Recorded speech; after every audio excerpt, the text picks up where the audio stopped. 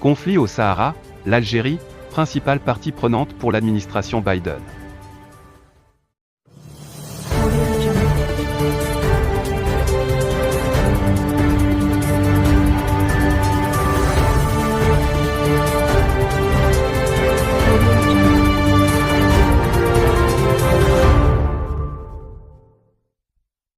Au sujet du Maroc, de l'Algérie et du conflit au Sahara, le choix des termes par l'administration américaine n'est pas anodin. Le fait qu'un haut fonctionnaire de l'équipe de Joe Biden n'évoque que le Maroc et l'Algérie est un signal fort que, pour les États-Unis, la question de ce différend lie uniquement ces deux pays.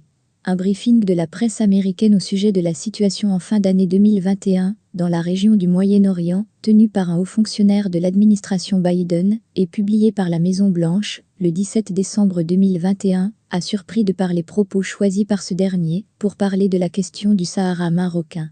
Au sujet du Maroc, de l'Algérie et du conflit au Sahara, nous avons maintenant un envoyé de l'ONU, Staffan de Mistura, l'un des diplomates les plus expérimentés au monde.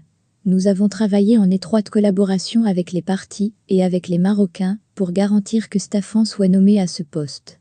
Actuellement, il est à pied d'œuvre, ce qui nous semble assez important pour garder ce conflit sous contrôle et essayer de trouver une résolution politique, a-t-il affirmé.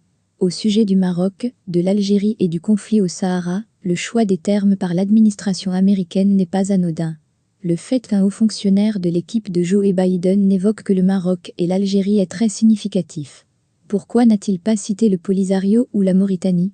C'est un signal fort que pour les États-Unis, la question de ce différend lie deux pays, le Maroc et l'Algérie, étant donné que le voisin de l'Est est celui qui a créé ce mouvement de séparatistes et la fantomatique République arabe sahraoui démocratique et qui finance toute la campagne de propagande qui vise à aligner plusieurs pays à la thèse algéro-algérienne du conflit. Les États-Unis, membres permanents du Conseil de sécurité de l'ONU, ont joué un rôle capital dans l'adoption des dernières résolutions du Conseil, qui ont révélé l'implication du régime algérien dans ce différend régional. Processus politique. Les résolutions du Conseil sont le cadre du processus politique et de la recherche d'une solution politique à ce conflit. Le dénominateur commun des résolutions 2440, 2464, 2494 et 2548 est l'accent mis sur la nécessité de parvenir à une solution juste, mutuellement acceptable et fondée sur le compromis. En outre, l'Algérie a été pour la première fois incluse dans la résolution 2440 d'octobre 2018 et les résolutions suivantes, ce qui veut dire que le Conseil de sécurité la considère partie prenante du conflit et non plus comme un simple observateur ou pays voisin.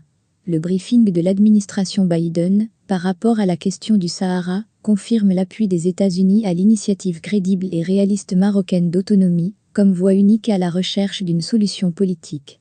Elle conforte la proclamation de l'ancien président américain Donald Trump, en date du 10 décembre 2020, qui a reconnu la souveraineté du royaume sur son Sahara.